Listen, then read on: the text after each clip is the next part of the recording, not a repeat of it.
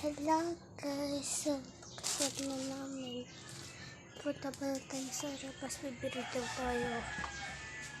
Bike. Wait lang, kinuha ko na bike.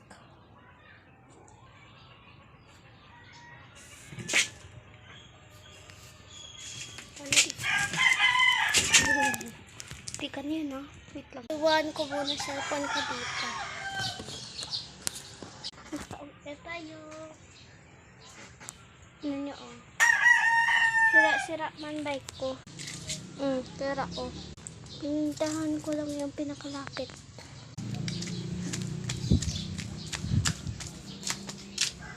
Nakatira ako sa Kabagan. Pakita ko bahay ko sa inyo.